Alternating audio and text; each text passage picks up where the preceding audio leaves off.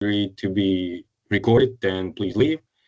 And otherwise, please stay with us. So those were short housekeeping notes. And now, without further delay, let me hand it over to Nau. Now, please take it away.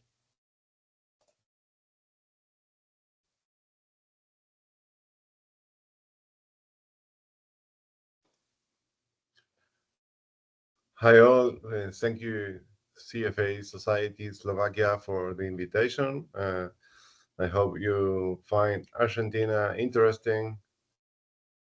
Many recent developments were just this Friday. So we are going to talk about Argentina, but the history of Argentina, but also recent events. Let me share the screen. And thank you also for the introduction. I have many years of experience in financial industry, so the insights I'm going to share are from the knowing about clients and what they want to do with their money, and of many years also as an entrepreneur and an economist.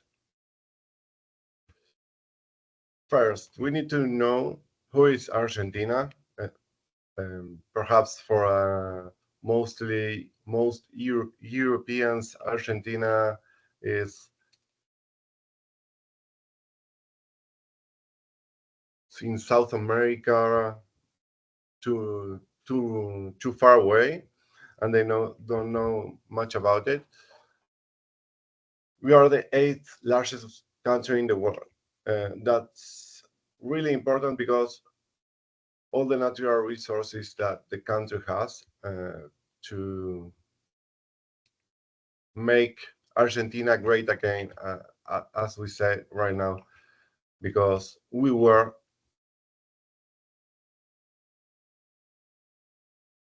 in the last century, in the early 20th century, we were world power. As you hear, perhaps you didn't know that, but we in the 1880 or around that, we were the top country in GDP per capita. From that moment on, Argentina was in many crises, especially in the chronic stop and go from 50s till 80s, where we had many crises and many booms. The economy in one moment grew a lot, and then suddenly stopped.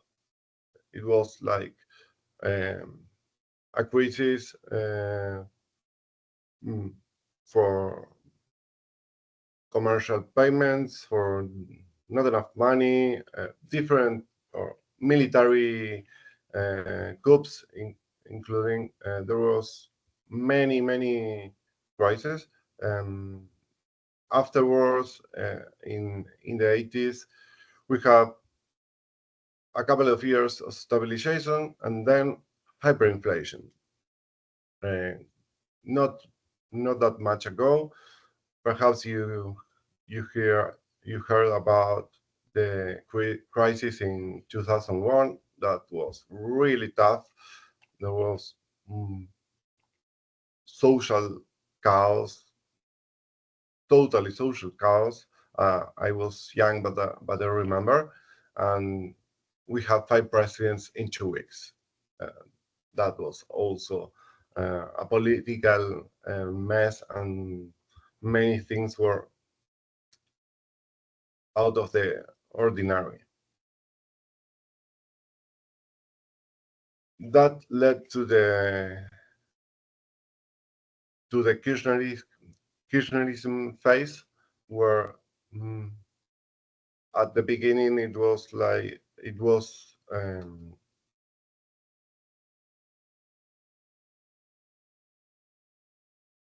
high growth, really high growth, and 8, 9, 10% growth per year, and afterwards it was totally stagflation when inflation started to rise.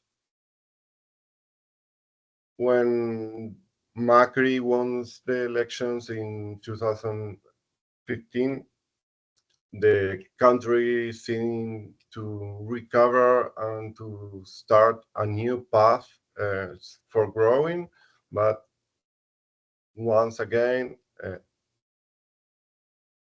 a default slapped the Argentine economy. One of the things that you should know about Argentina is that we had 9 defaults in our economic history. So when you hear that country risk is way much higher than our comparables, is because the history tells us tell us that we have many defaults, and the investors doesn't like Argentina much. If you have any question, please ask, or do you want to know something more? I find that it's really important to know about this in order to understand the rise of Milei and where are we today. You can see over here that this is Argentina. Spikes and drops really fast, not only in poverty, inflation. You can see in the left graph the hyperinflation. It was really tough. The peso always losing the purchasing power against the dollar, and here in Argentina we always say that we were like Australia at the end of the 19th century and at the beginning of the 20th century, but we didn't develop as them. From top 10 in GDP per capita to really at the bottom, I would say. So what was the heritage Milei received? First, you should understand that the Libertary Party, they didn't have any support in 2021. As you see, only 3 deputies and zero senators. Milei wants the elections, but still, it doesn't have political power. This is the election that Milei wins, 38 deputies and 7 senators only.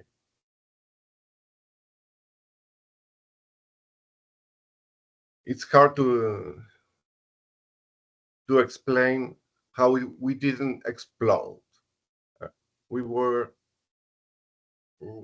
in a country with rising inflation. The capital constraints were really tough. Multiple. When I mean multiple, I mean more than 10, 15 different exchange rates. So if you were an importer, you have a specific exchange rate. For exporters, were another. If you want to export services, it's another thing. If you want to buy A bond is something else.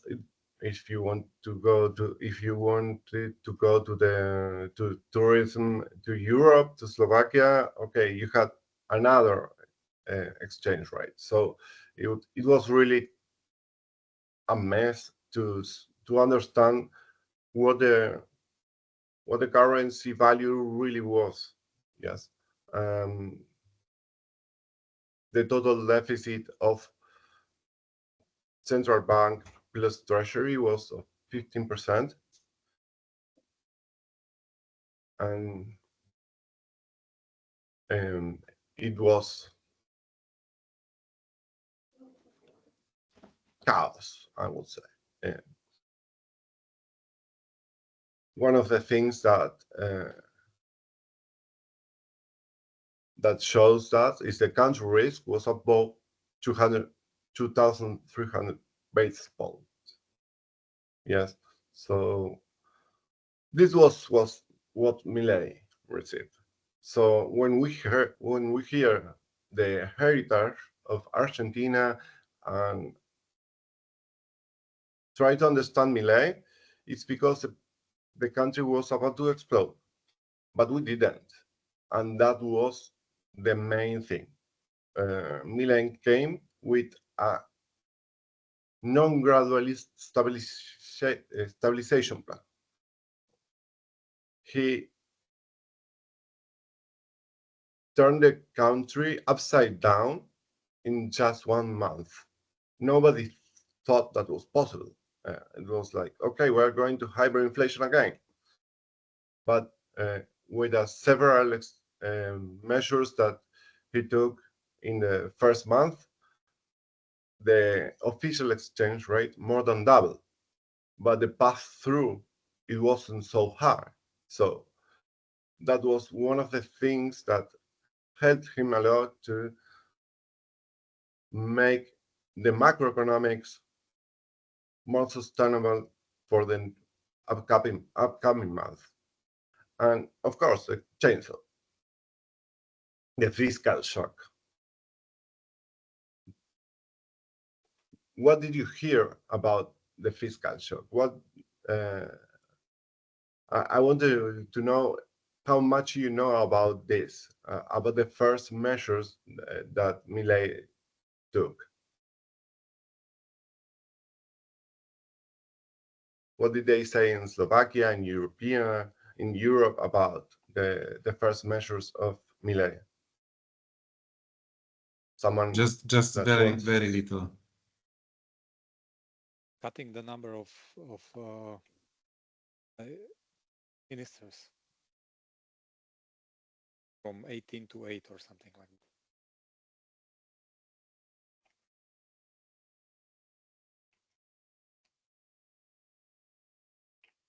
So not much. Okay. Let me show you some graphs. This is the chainsaw. This is the fiscal deficit of 2023 and the surplus in 2024. But this is the year, the whole year, right? But in the first month, he already did what nobody thought it was possible. Surplus from day one, from month one. It was, okay, this is serious. And that was, I think, that the first impact in the world. It was, okay, we have a libertary president, economist, the first in the history of the world, as Milei likes to say, but with real facts, real fast. Because in just 1 month, he flipped the country upside down.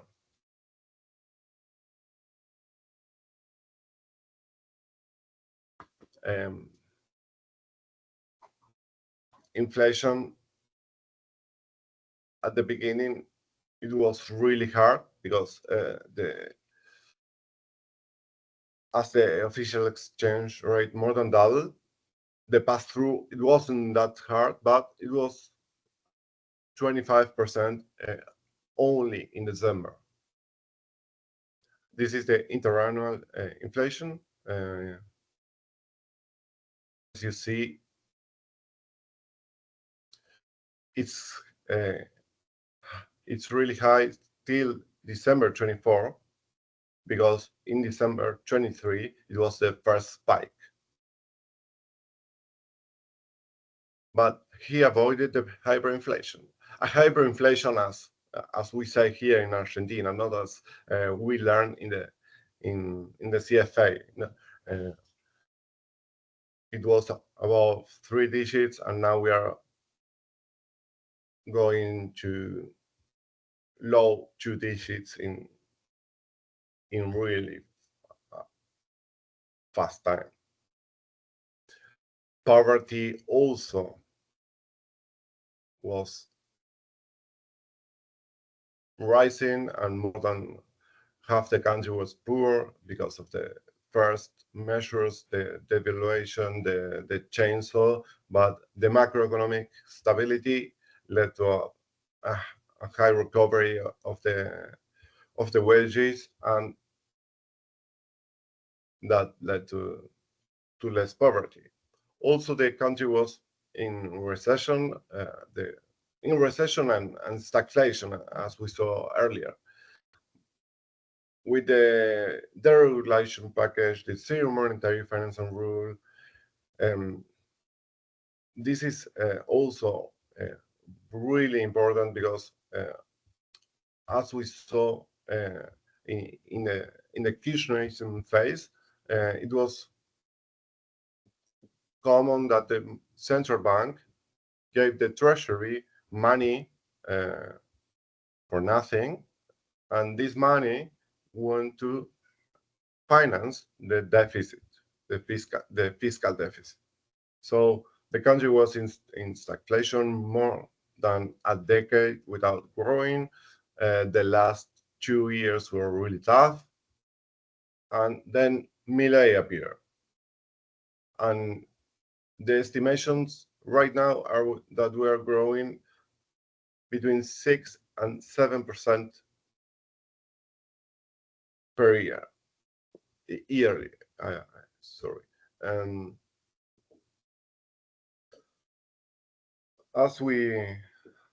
As I said already earlier, the central bank was really a mess, literally broke.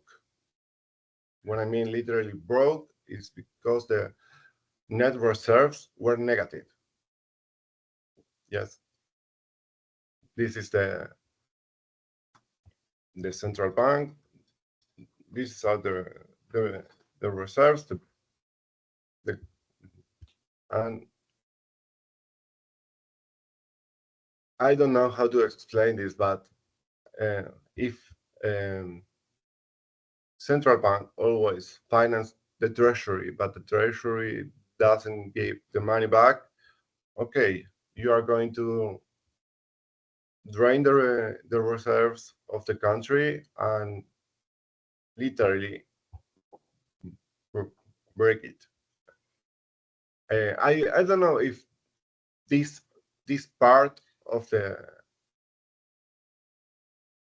the central bank reserves and the huge problem that we have still here, it's known in Europe, or it's more the treasury part, the fiscal, the chainsaw.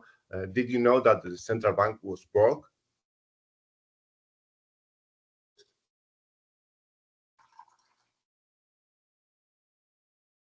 Probably not. It was more about the chainsaw and treasury and the stuff that you mentioned, high inflation, low growth, and this kind of stuff that was in the news. Okay. I think that the more challenging part was over here in the central bank, not in the treasury. In the treasury, it's more they had more. I don't like to say easy, but they had more tools to make the deficit go surplus. Here, the challenge was amazing. We're talking about 11 billions reserves negative. So you have to recover the central bank, because no one will have confidence in the country if your central bank is broke. It's mathematics. Nobody will invest in Argentina if the central bank is broke. So that's one of the main points, and the radical change that the Milei administration did. First month, no more financing the treasury, no more emission in that way. That was one measure that broke the dynamic that the country had in the last decades. Excuse me. Yes. A question regarding this bank reserves. It seems that the situation got worse again from this year, right? Net reserves are back in deeply negative. Can you explain? Yes. This? Yes. Argentina doesn't have yet still access to capital markets. The surplus that the Milei administration had were about 1.4, I think, of GDP, and they bought a lot of reserves and dollars in the last year, around between 15 and 18 million dollars.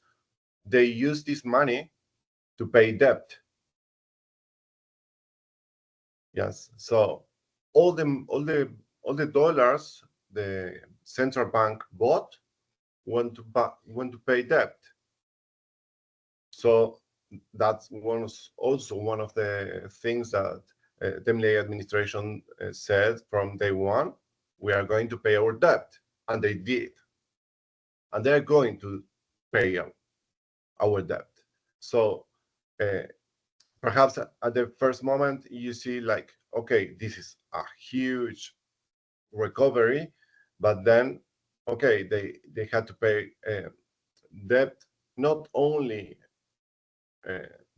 of the administration of Milei, but also there was a huge problem in the private sector and the payment to vendors offshore, that nobody in one point of time, nobody could pay your vendor offshore. So the importers were freeze. The importation were freeze. The payments of the importation were freeze, and they were calendarized across the year. And the last month, especially with the chaos as Trump is fighting the world, I would say, the situation got worse. But luckily or not, last Friday we had our salvation with the IMF, World Bank, Inter-American Development Bank, and this is going to change. I think today or tomorrow, this is going to be positive. That is the radical change also here. And the country risk we see afterwards. It will. I think it will collapse, because all this time net reserves negative, and also the gross reserves not so high, are going to change dramatically. This number is estimated to go to 50 millions, more than it was in early 23. So this week we are going to see the changes in the central bank, because one of them the first thing that Milei administration did was zero monetary financing rule and working to make the central bank strong again. This was with that in the second phase. We were talking here in December 23. Afterwards, okay, the things were getting much better. The country was accumulating reserves. The central bank was buying. It was quite well still here. And in July here, and another phase began. We were still in many problems. We still had many problems, but the macroeconomic was much better. We were already growing a little bit, and the exchange rate was the gap between the official exchange rate and the parallel was high, but not so high. And the second phase was mainly monetary, because they needed to make the central bank robust, strong again. To the zero emission for financing the treasury, the second phase was really hard in the anchor of the monetary emission. Zero growth in money supply. There was excess of pesos. Really, a lot of were on the street, on the banks, on the market. So zero growth. This zero growth means that if the central bank bought reserves, bought currencies, they, with the pesos that they sent to the market, they needed to sterilize. So they went to the market, the parallel FX market, and sold the pesos to sterilize. And the broad monetary base was capped. That was one of the main things. So we had the fiscal anchor that was going in place already with 6-7 months of fiscal surplus. And now we have a monetary anchor that not only it doesn't finance fiscal deficits, it doesn't give money as they used to in the years before.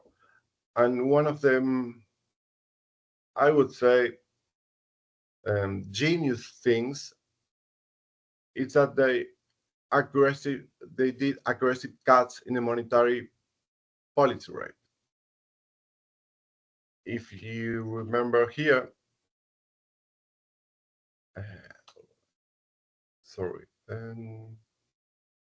here, the quasi-fiscal deficit was about 10% of GDP. The LELIQs, the repos with the banks, were generating over 2 trillion pesos in monthly interest payments. So it was huge every month how the debt grew. The monetary policy rate was over 100%, and they cut the rate so aggressive that was in just a couple of months was below 50%. So not only you are generating less debt because you pay half what they used to do in interest, but also you're not having the same problem about the emission of the pesos.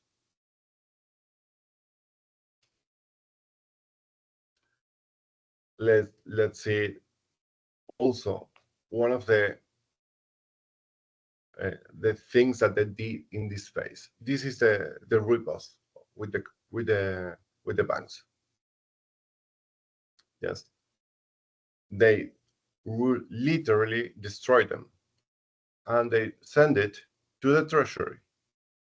In this way, they didn't have to give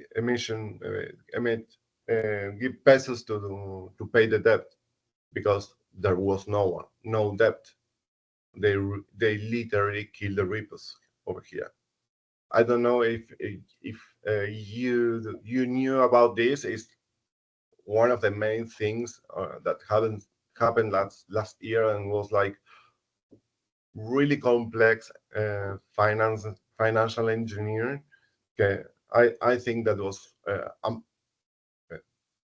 amazing how they managed to solve this. Or you hear about, and it's only the Milei and the chainsaw, and not anything about central bank. It doesn't reach Europe. I think there were no many news regarding your central bank. At least I didn't hear many of them.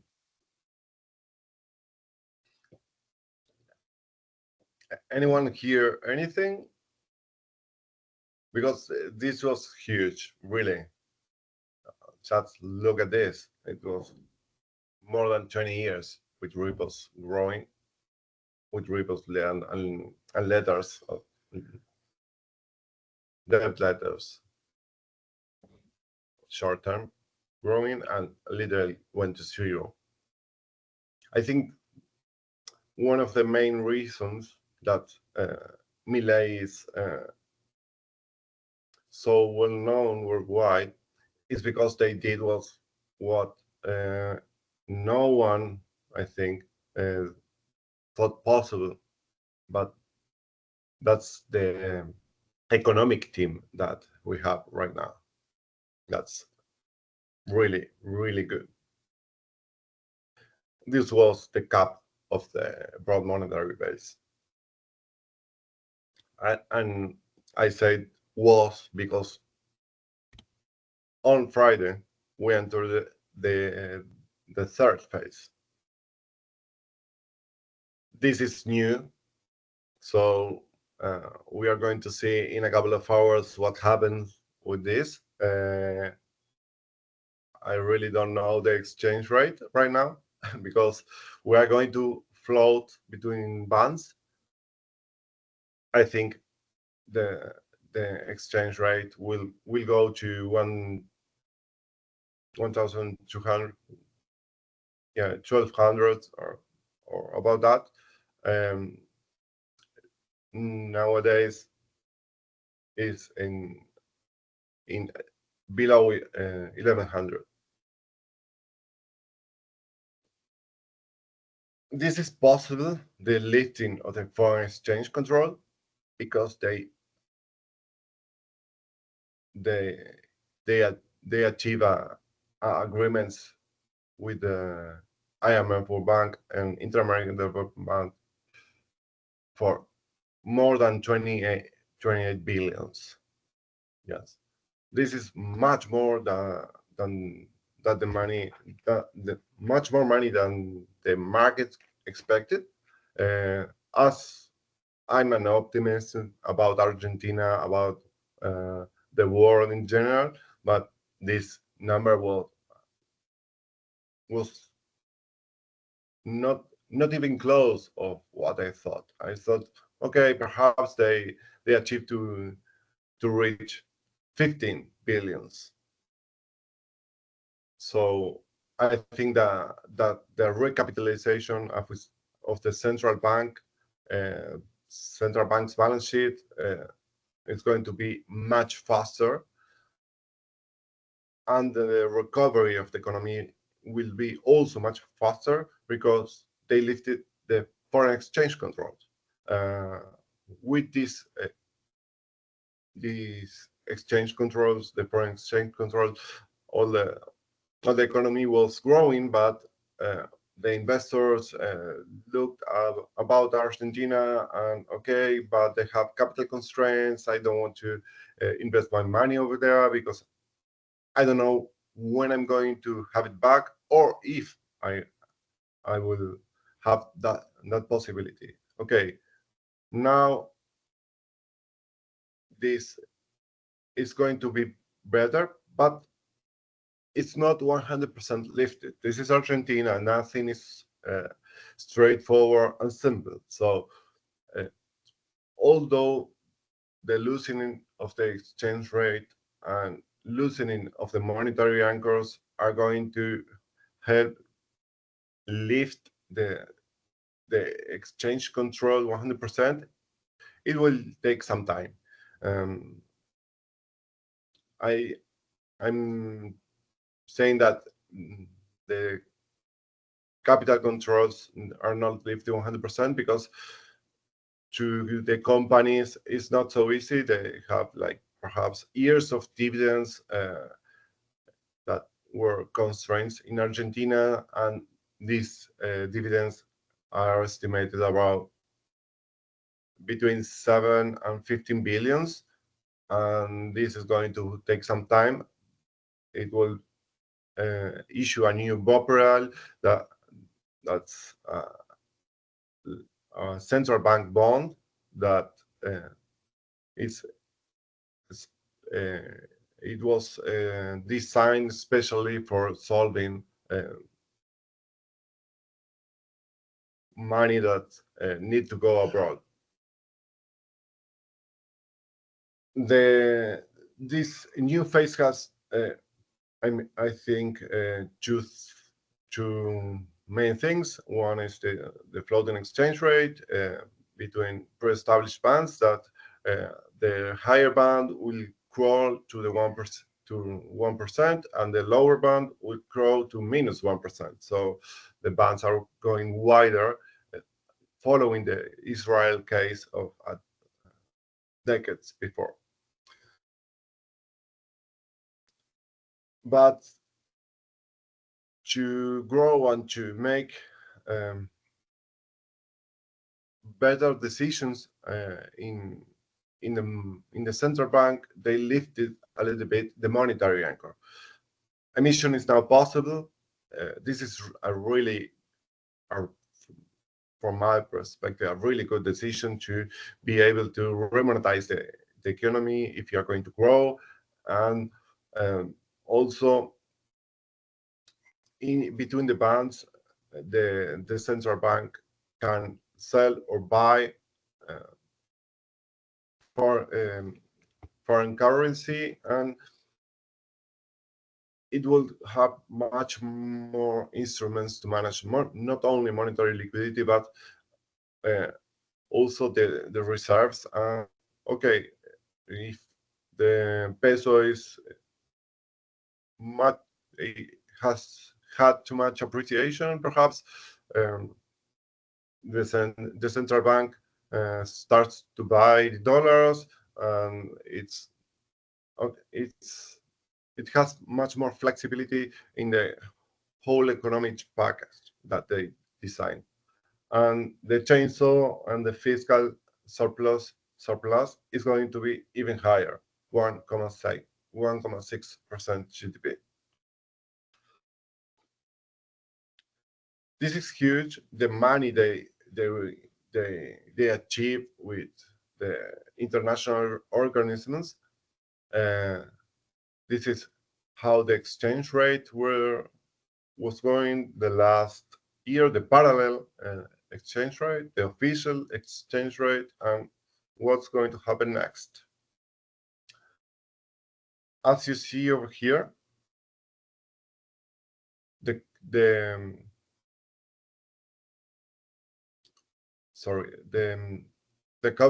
cover ratio of the peso is in 900.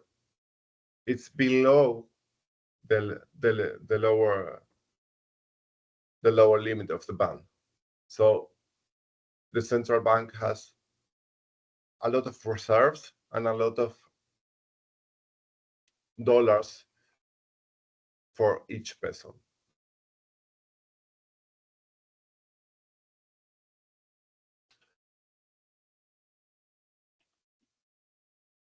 Any questions about this new phase?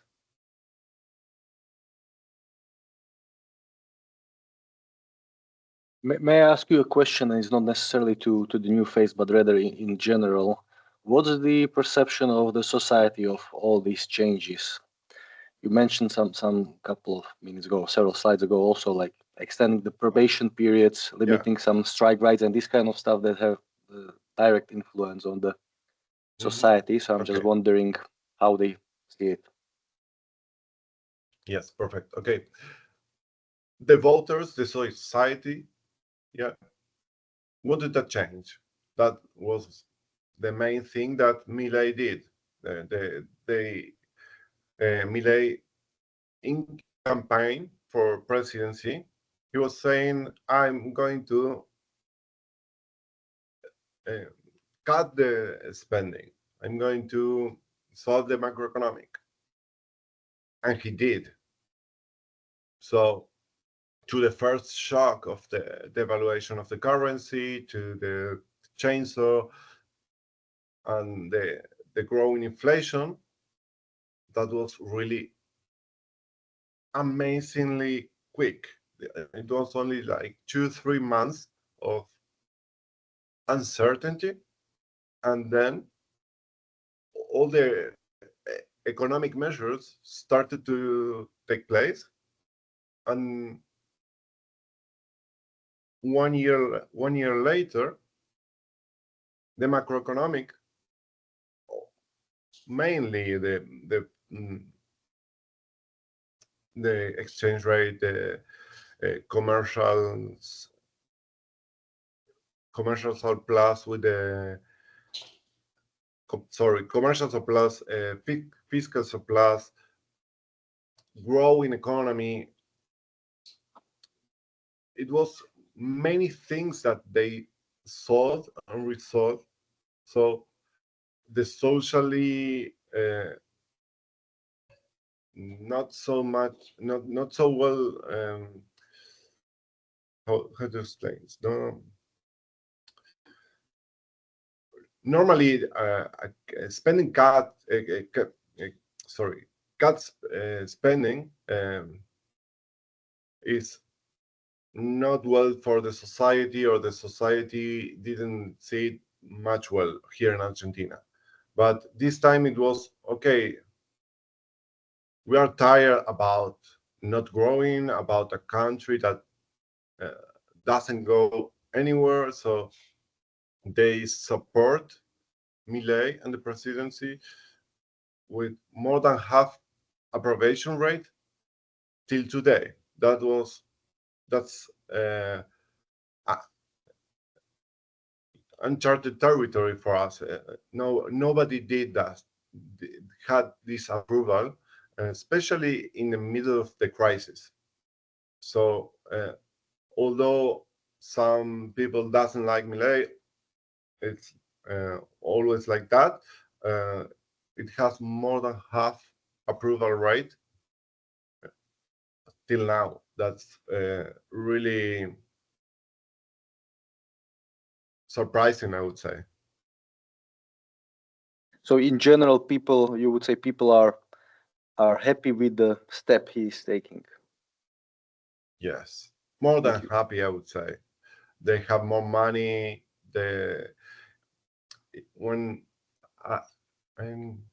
Let me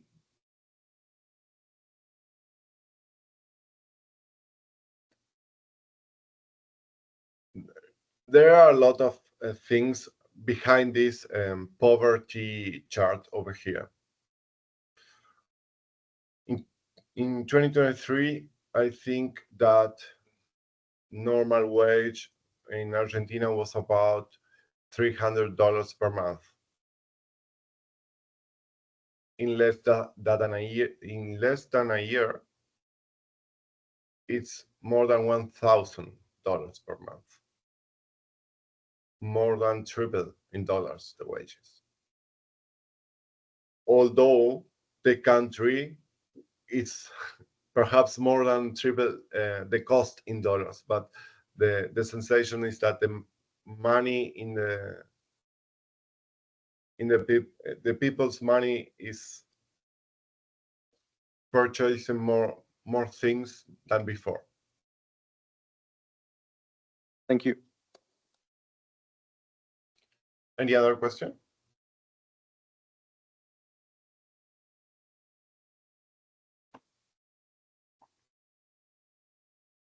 Maybe I would like about the role of crypto in the economy. What's the current status and what are the expectations? Okay, perfect. That was one non-forced error about the Libra scandal of Milei. Here in Argentina, the crypto environment ecosystem is quite big. There are a lot of startups, and because all the currency things were chaos, it helped develop a lot of crypto exchange, crypto know-how, and more. Nowadays, it's quite interconnected with the economy. You can buy anything with crypto in the street.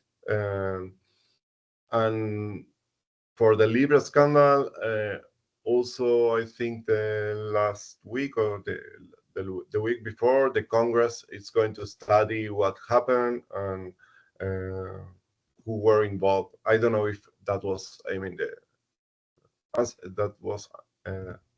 answered the question, sorry. Or you want to know something more about crypto? Yeah, thanks.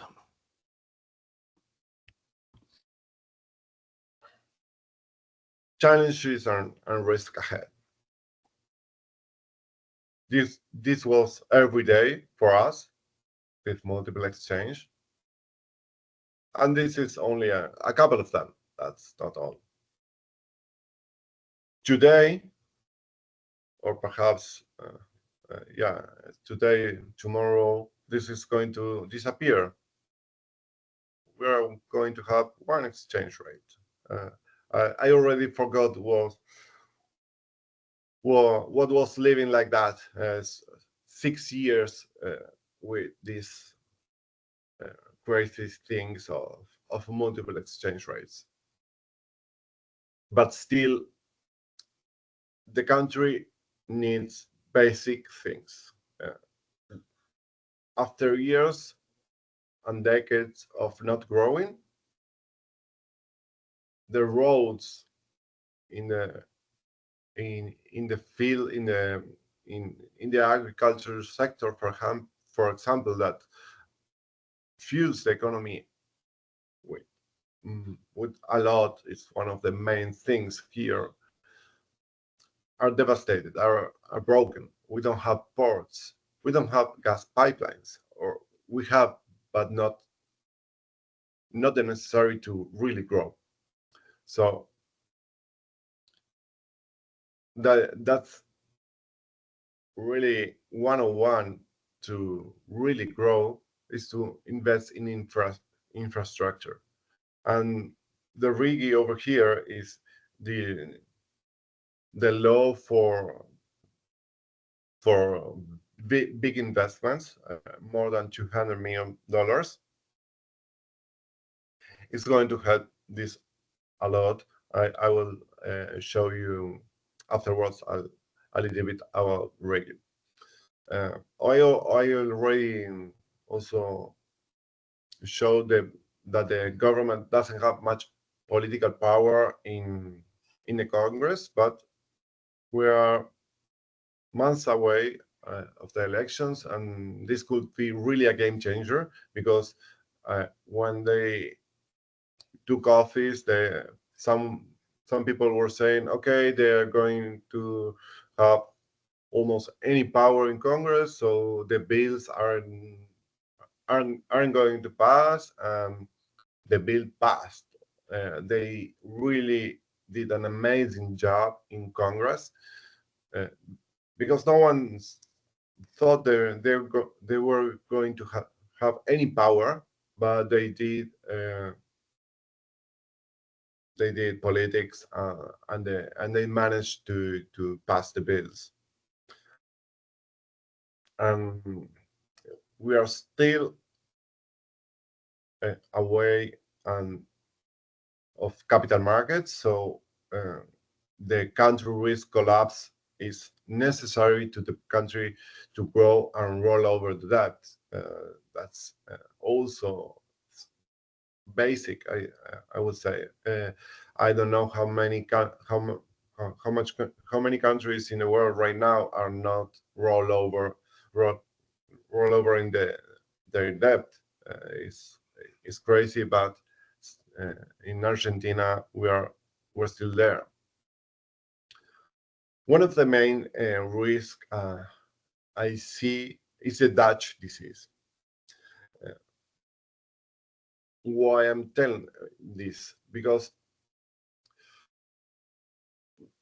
we had so many years without foreign investments, without money, without nothing, that the things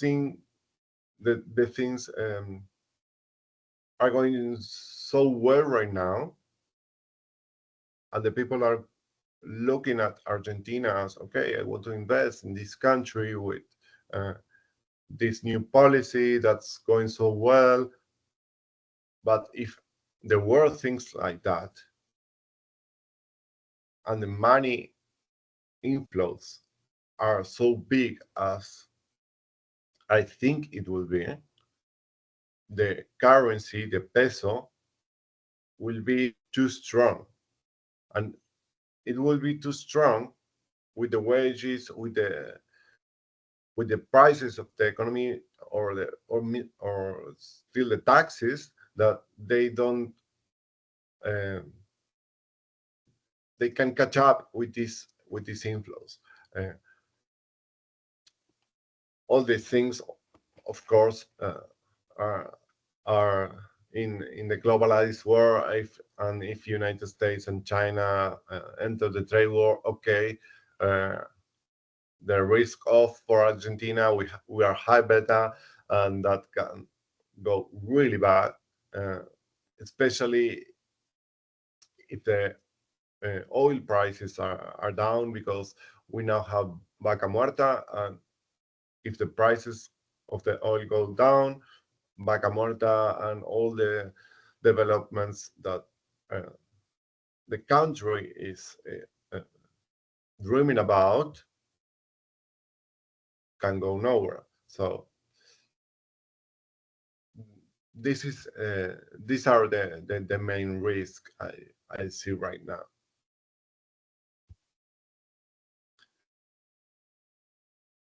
These are already projects presented for RIGI. This is more than the central bank's reserves right now. When I'm speaking about capital inflows, it's about this. I don't think the country has the possibility to absorb this kind of money. We're talking really about big money, plus all the achievements that the country did with the international organism. So if the 50 billion, almost 50 billions from international organism plus RIGI, all this money goes to the economy, the Dutch disease is going to happen, and also going to the new foreign exchange regime. If this happens, I think the logical part is that we are going to be in the lower band, not in the higher one. Argentina is really one of the things I didn't say. It's really expensive right now in going to eat outside, for example. You want to buy a coffee in Palermo, in Buenos Aires, and perhaps it's like $3, $4. And just 3 or 4 years ago, that was like 50 cents, 70 cents. So the velocity of Argentina is outstanding. This is the new program with the IMF.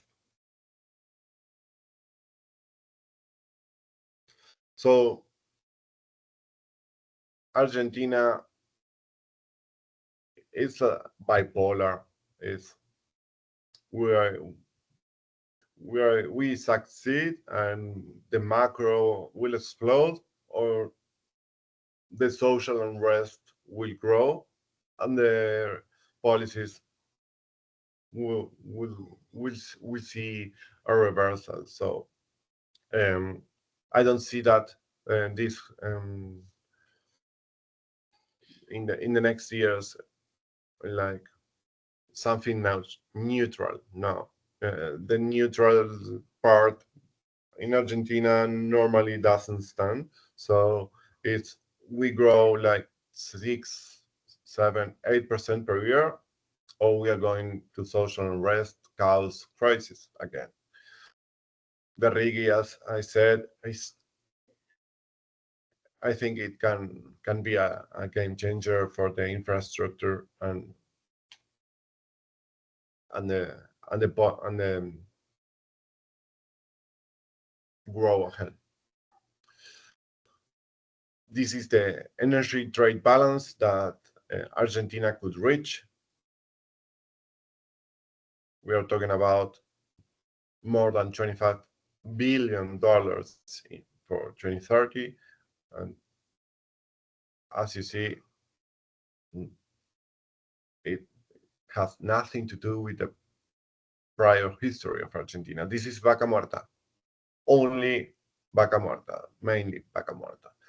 Also, there are offshore explorations that could also be a game changer, but this is only vaca muerta right now. More than 30 billions is expected in 2032, I think. Also, for the mining industry, it's almost non-existent right now. As we have Chile across the Cordillera de los Andes that exports more than 50 billions in metals. We are here, and we have the same mountains. So it's expected that the copper industry and the lithium industry grow a lot. What are the opportunities still right now in Argentina capital markets? As already explained, if the macroeconomic goes well, the bonds right now, on Friday, were with a yield about 17%. I think this yield perhaps today will be more close to 12 or 10%. That's Argentina. That's the velocity of Argentina. because the bailout of the IMF was really big, and the money that they achieved, it will assure the payment. So the capital market, the country risk will collapse. Equity, and an upgrade to emerging market is already under discussion. So I think that we have a big opportunity here, especially in oil and gas. The last year was with amazing returns for Argentina capital markets. Equity was like more than 100% last year. So this opportunity, I think, already passed, but we have like big opportunities still. And for the real economy, all the big investments in infrastructure, I think that will have amazing returns. Oil and gas also, and with real estate is it's quite different because it's more lagging. So as it's more lagging, it doesn't it didn't yet, I think,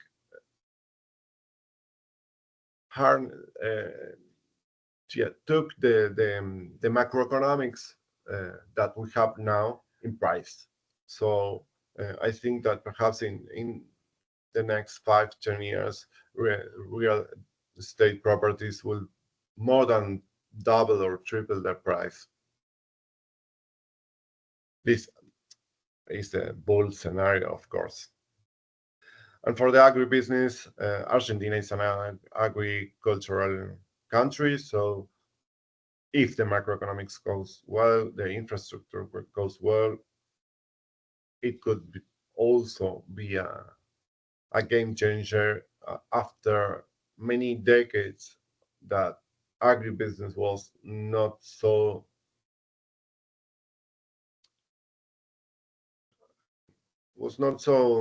good to be invested because of these different exchange rates that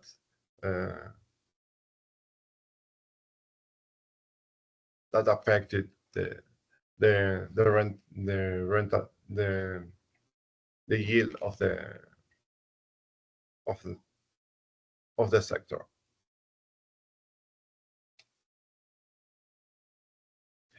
Any questions, any comments about this?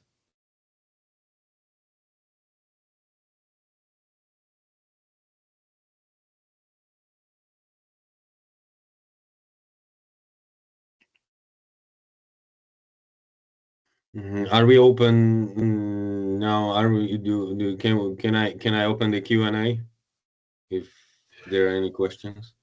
Maybe I would have one. No, thank you very much for presentation. My question is, as far as I know, the U.S. administration, especially Donald Trump, is a special fan of Javier Milei. Do you think that the current really huge changes in the U.S.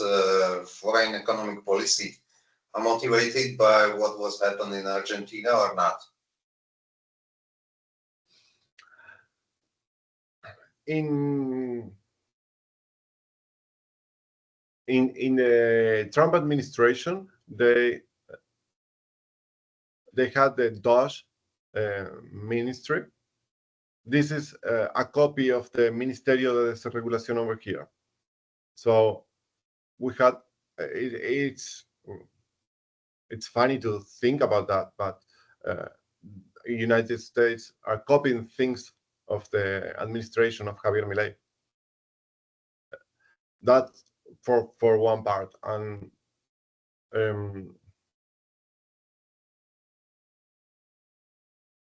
in my point of view, Trump and Milei are opposites in the foreign economic policy, because Trump is more protective of the United States, and Milei is more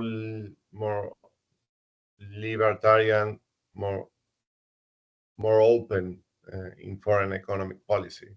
So I think some things are similar, but some others not so much. And I think also that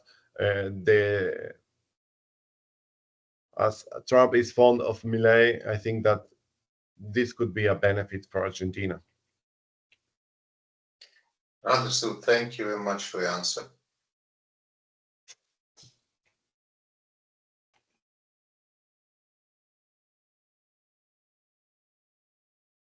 Anyone else?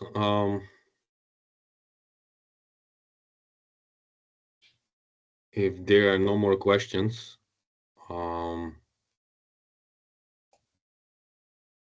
I would like to thank Nau for his presentation.